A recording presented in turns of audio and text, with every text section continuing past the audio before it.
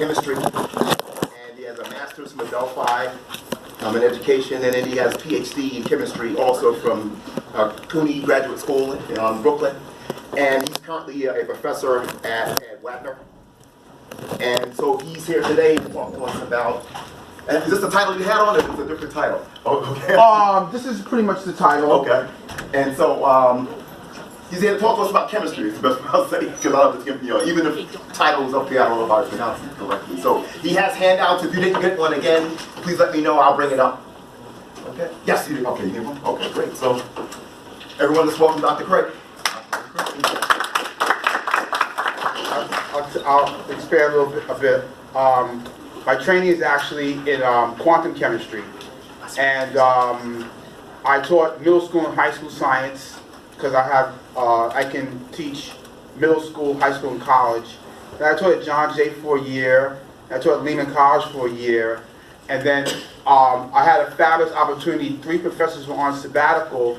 And I was really doing very well as a lab instructor, so I became a full-time professor at the College of Staten Island. And then I went to Adelphi University and some other colleges, and then I went to Wagner College, which I really had some really powerful experiences.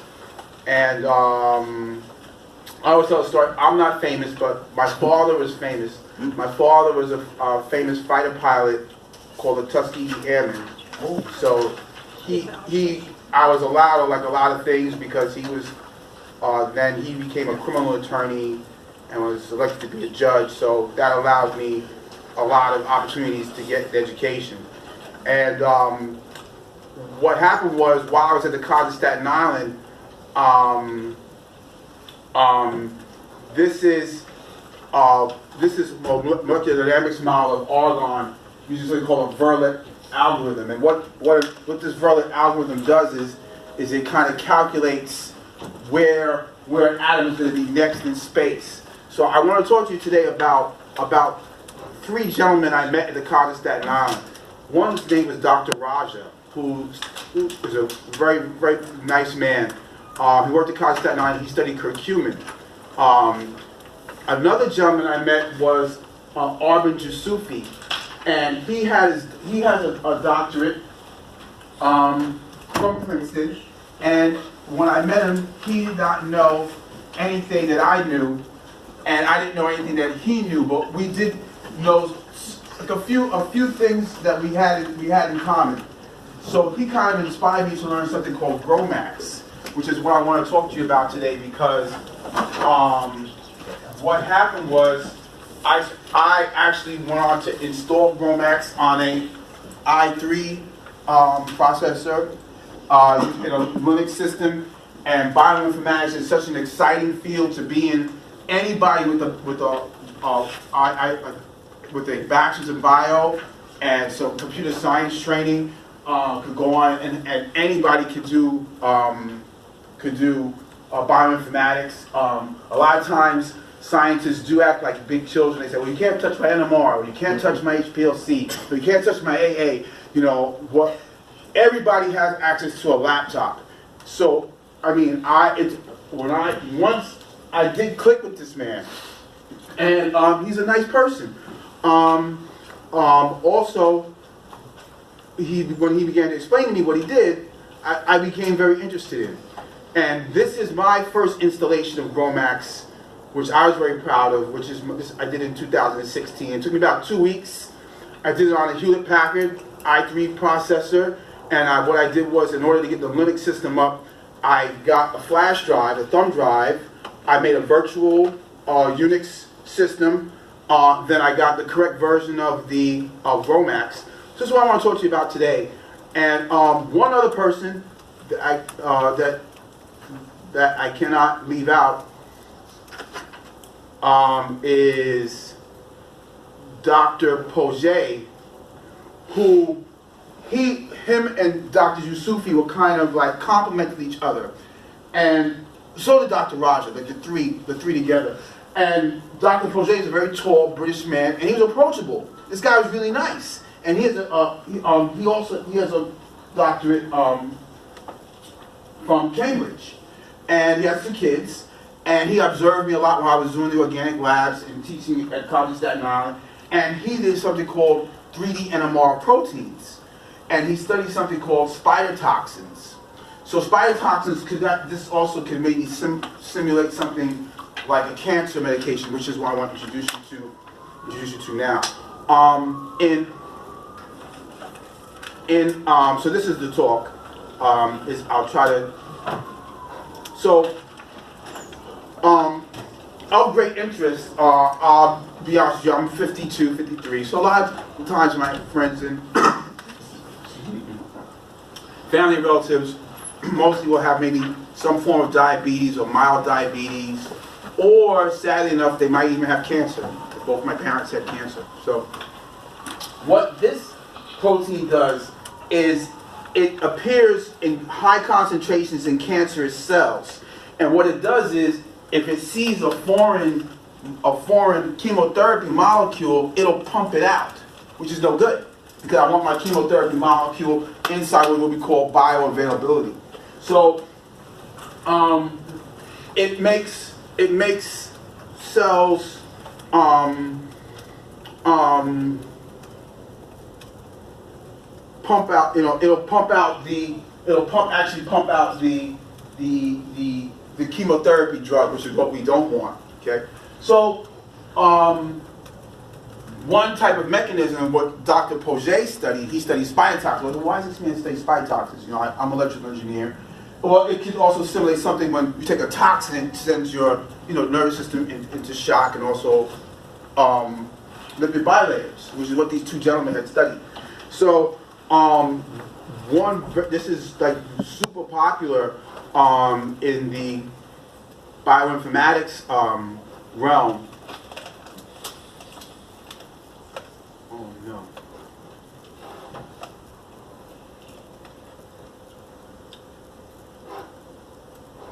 I have it here. Okay, so I just want to play. It's only I picked videos which are very short. It's only 46 seconds. Where did it go? It's so short it disappeared. Okay, thanks.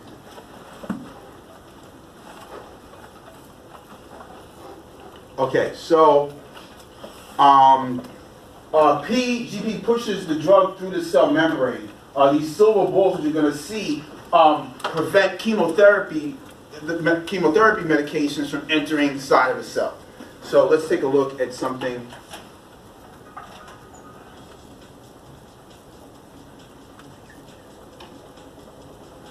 And these images might be drawn as something you use something called PyMold, which you can download on your desktop. And with these silver balls are actually pumping out. It says, oh, well, this thing is foreign. This thing is like a wooden splinter. You know how your body reacts to a splinter. So it's actually pumping out the splinter.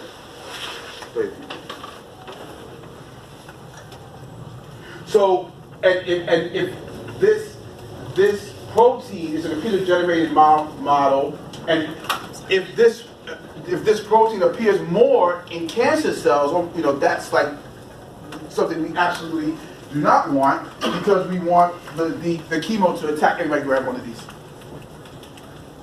Everybody grab one of these. Everybody grab one.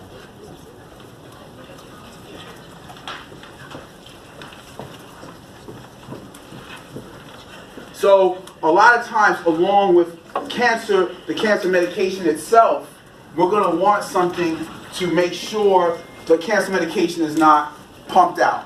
So you're going to take this complementary cocktail, okay, with the drug. Okay.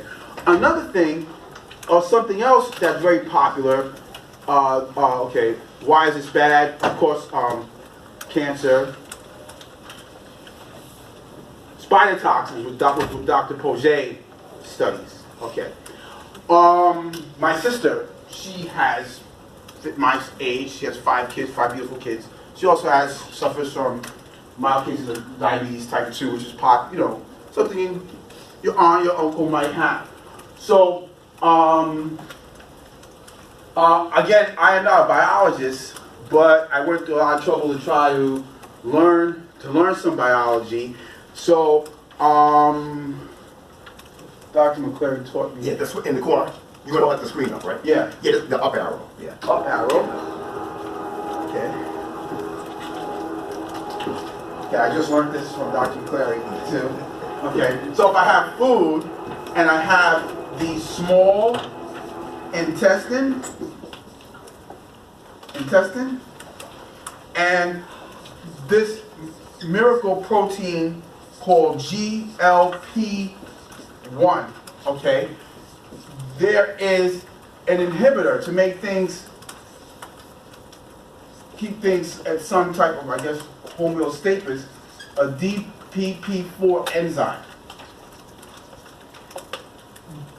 If I have a way of blocking this with something called the DPP4 inhibitor, this protein stimulates secretion of insulin. So insulin goes up. It also suppresses glycogen.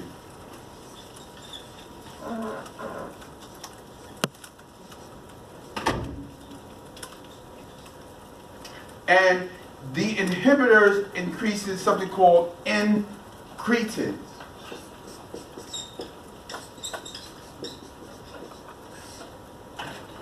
And in short, what all this does is that it locks my stomach and doesn't let my stomach let anything out. And if I don't let my stomach empty, if I can stop my stomach, I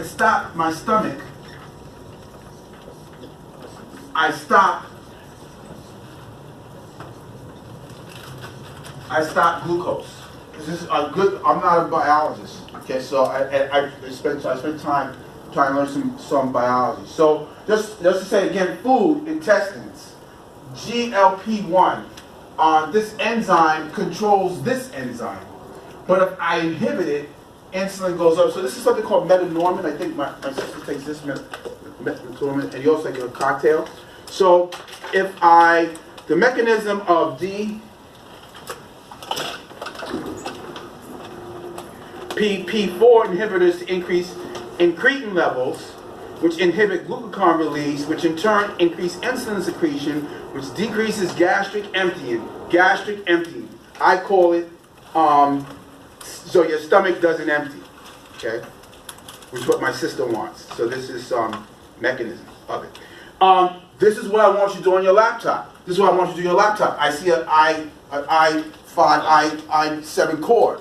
I'm going to get a flash drive. I'm going to get a thumb drive. Spend $12, get a thumb drive. After I get a thumb drive, I'm going to go download, put Unix system, see what version I can put on that, 12.04. Turn that laptop into a Linux workstation. Once I have a Linux workstation and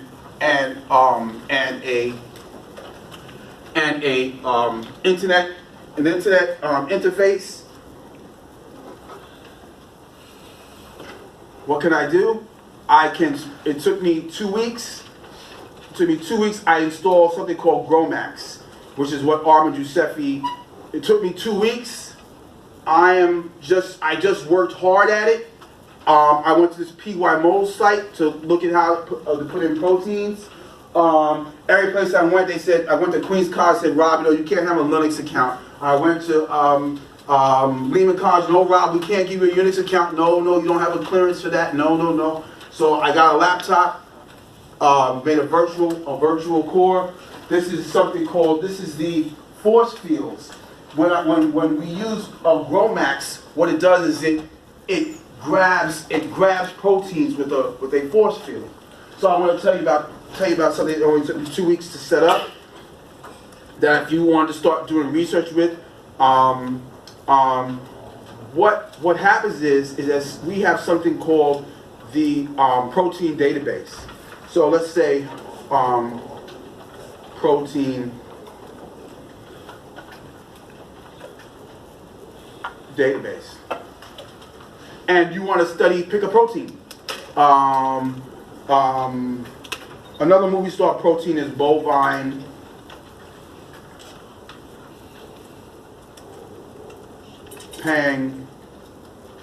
pancreatic trypsin inhibitor.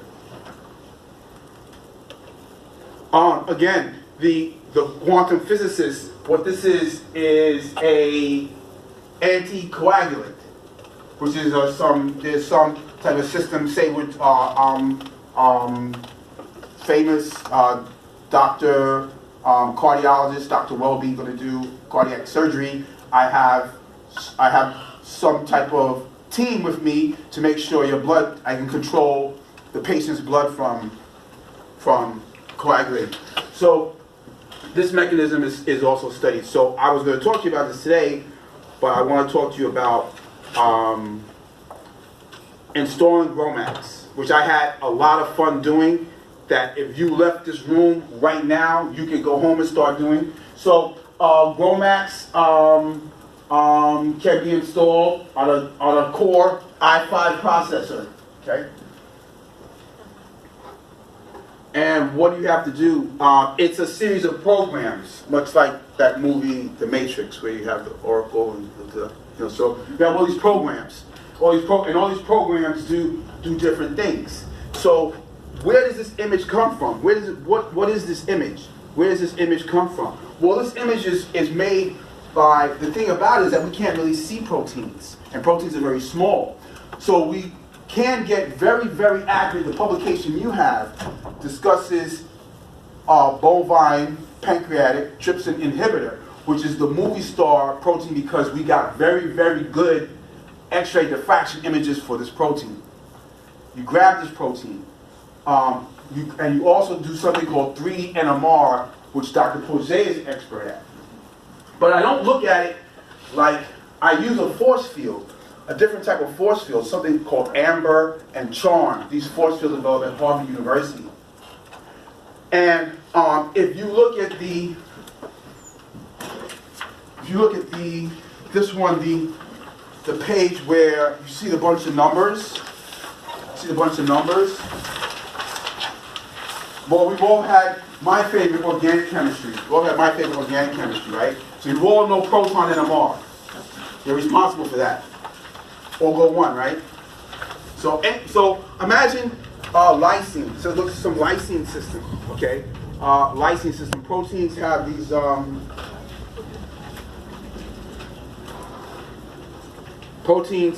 these carbons, hydrogens, and nitrogens, right? So what Dr. Poget described was a sequential walk, that we can walk across the backbone of proteins and transfer magnetization. A lot of times you look at the NMR experiment, and the NMR experiment is just a proton or carbon.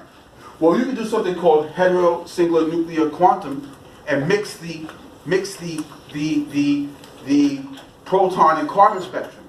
If I have a 2D spectrum, I can bring the spectrum up and make it 3D by using another atom.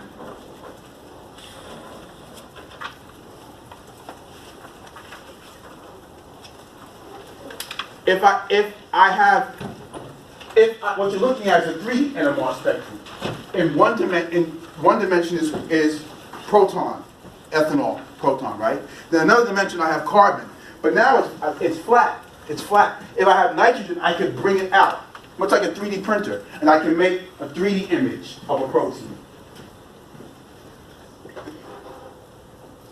What I found fascinating about GROMACS is that now GROMACS is going to take the X-ray diffraction and 3D image on your simple i5 core Hewlett-Packard, and it's going to make it into a computer program, much like putting me inside of a supercomputer. Now I'm inside of a supercomputer, and now you're looking at all my hydrogen, carbon, and nitrogen bonds, and now you're able to move me and unfold me and watch me unfold. If I could do that, I might be able to help my sister out when she's taking a diabetic medication. Or I could look at spider toxins by Dr. Poget.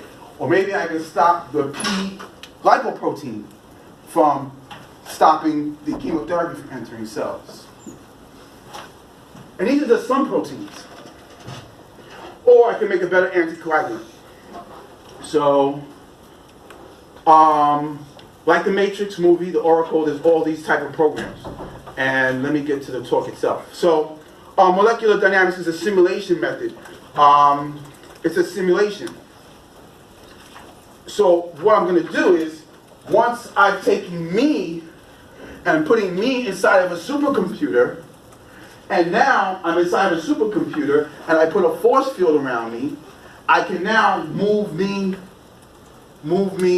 inside now. And if we looked at, oh, my handouts. I need more handouts. Okay. So I'll take you through a triple resonance sequential walk, which is this page. If I grab this page. Has anyone ever seen 3D NMR? No? Okay.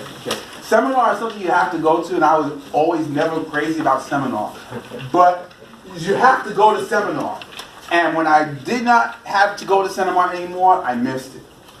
So I tried to give you handouts. I saw handouts I like to teach. I want you to have a good time. So let's flip the page. Let's flip the page, and you see, and I tried to circle for you. I circled for you to the left. It says CAB.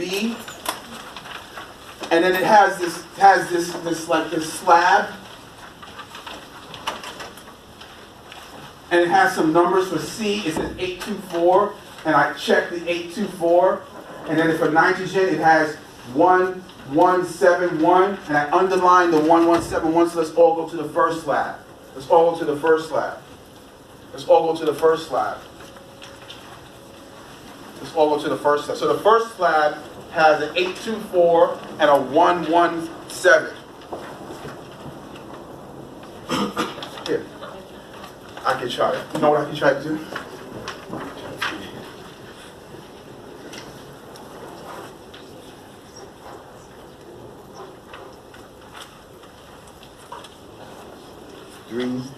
NMR.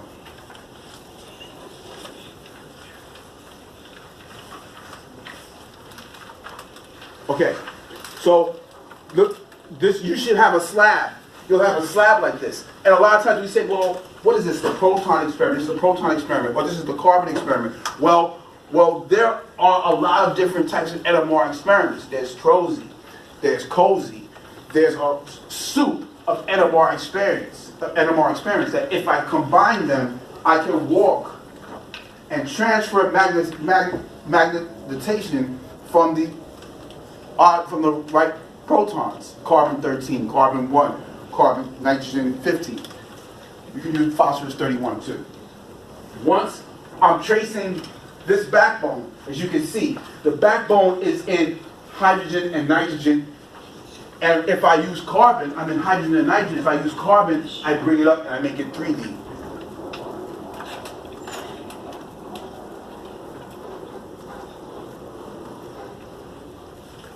I make the image 3D. I send it to the supercomputer. Or if I don't have access to my supercomputer, no one wants me to let me use their Cray 6E, I do have my laptop. And now I have a 3D image inside GROMACS, and I can study protein folding with the price it costs for a laptop.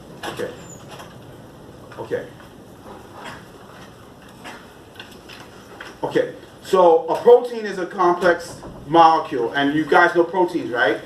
Because you're biologists, correct? So you guys know alpha, helix, beta sheets, right?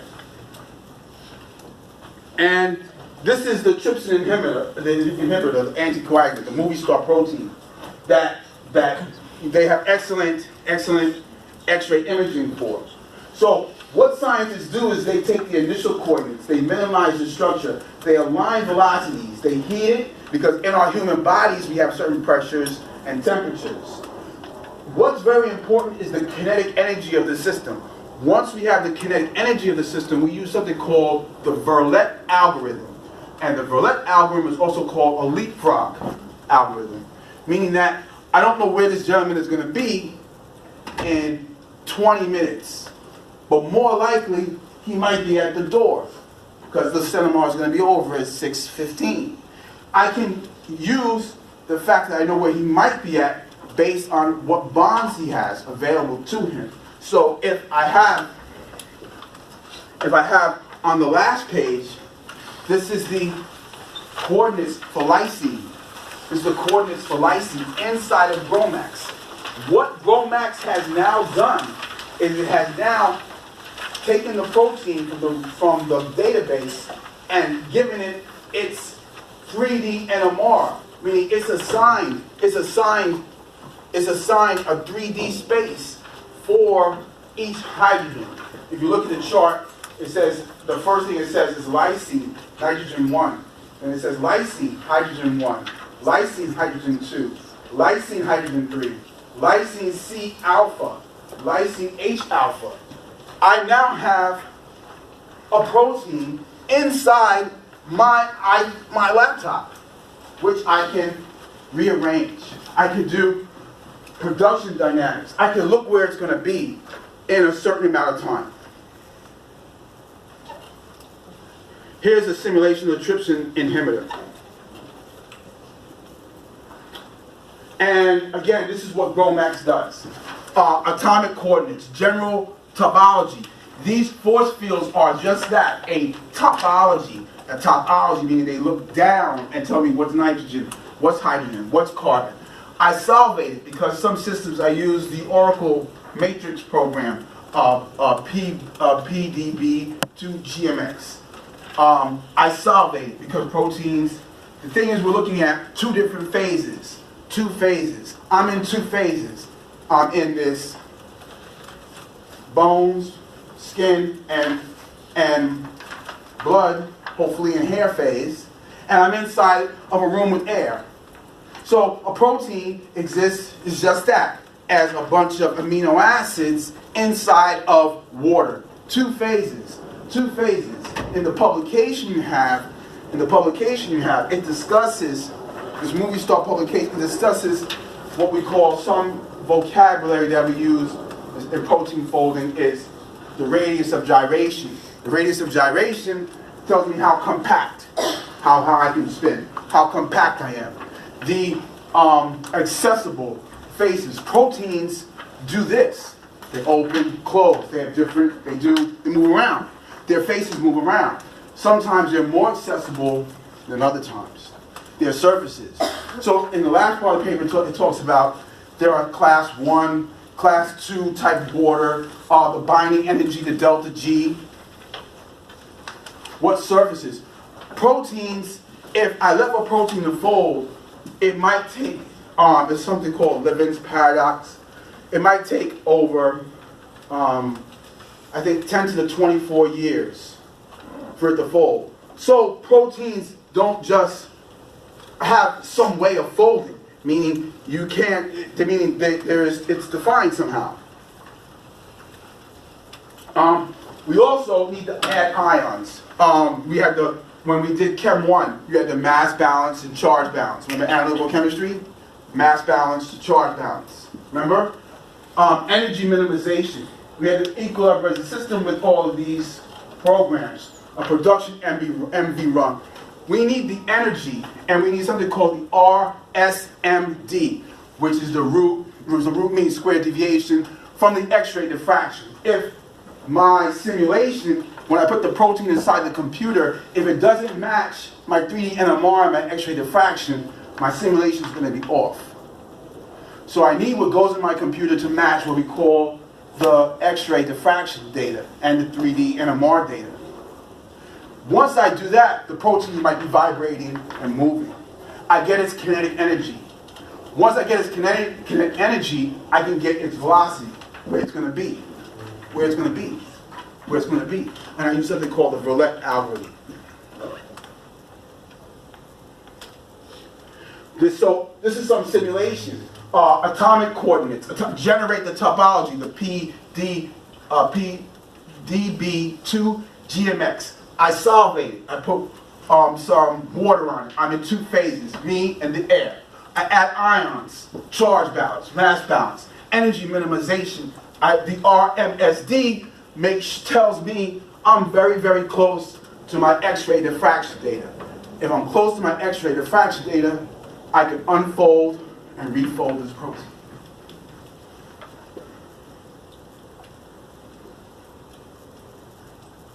Where atom 1 is going to be based on the velocity. Where atom 2 is going to be based on the velocity. This leapfrog method. This is where it's done. I guess that's why Dr. Jusufi did it. And this is what I did on my i3 core. I had this interface. There's a lot of things in other things in learning systems. If you want to play games or look at other chemistry things. And this is a flow chart, what you do. Some software, you actually have to build it. So I actually had to build it, so I didn't know what I was doing. I do know C++, some Fortran, what you take in college, you know. But I had to learn fast Fourier transform. I had to learn tar, grabbing, you know, untarring data, calling it, and compiling it.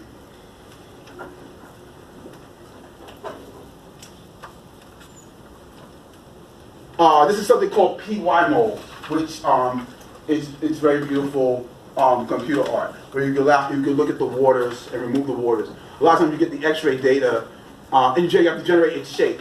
Sometimes you can generate a shape before water goes around. You got to solvate the system. Remember I said I'm human bones and flesh, and I'm standing here in the air. So the protein is a protein, amino acid standing in water. So I solvate it, charge balance, mass balance.